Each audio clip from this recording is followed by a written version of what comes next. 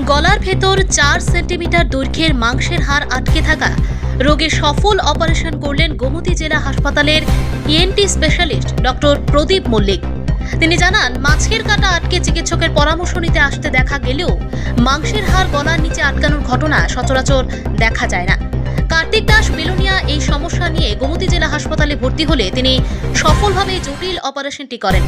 তাছাড়া গোমতী জেলা হাসপাতালে গত 1 বছরে 2000 অপারেশন করা হয়েছে বলে জানান সিএমও কমল রিয়াং।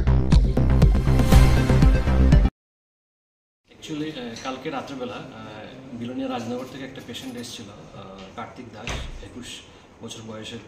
উনি মুরগি চিকেন বোন খেয়েছিলেন। খাওয়ার পর ওনার কিছু গিলতে পারছিলেন না, গলার আপার ইসোফেগাস খাদ্যনালীর উপরে আটকে গেছিল।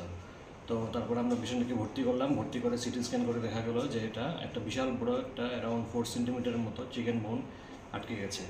তারপর আজকে সকালবেলা আমি এই পেশেন্টকে ওটিতে নিয়ে গিয়ে under video laryngoscopy with forceps আমি এই পেশেন্টটাকে আপার ইসোফেগাস থেকে এই চিকেন বোনটা বের করেছি। তারপর পেশেন্ট এখন অ্যাডমিশন আছে, মোস্ট স্টেবল আছে। কালকে আমরা ছেড়ে দেবো পেশেন্টকে। পেশেন্টের নামটা কি স্যার? কার্তিক দাস। মূলত এই যে চিকেন বোনটা বের করলেন, এটা যদি না বের করা হতো ইমার্জেন্সি, তাহলে কি অসুবিধা হতো? এটা অ্যাকচুয়ালি খাদ্যনালী, তো খাদ্যনালী যদি না বার করা হতো তাহলে খাদ্যনালী চিরে যেত এবং খুবই এটা একটা ফ্যাটাল কন্ডিশনে হতো বা টার্ন করতো যদি সময় মতো না বের করা হতো। একদম আমরা একটা জিনিস দেখি গ্রামে বা শহর অঞ্চল ছাড়া যে জায়গাগুলি রয়েছে, খাবার খেতে গেলে এই ধরনের ঘটনা হয়। অনেক সময় মাছের কাঁটা গলায় আটকে যায়।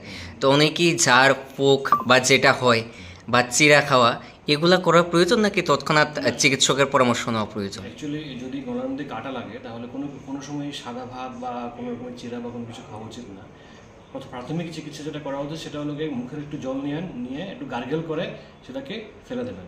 তারপর যদি না বের হয় তাহলে সঙ্গে সঙ্গে কোনো লোকাল হাসপাতালে যাবেন, যদি পসিবল হয় ইএনটি কোনো সার্জনের কাছে যাবেন, গিয়ে ওইখানে উনি বের করে দেবেন। স্যার আপনার নাম? প্রদীপ মল্লিক।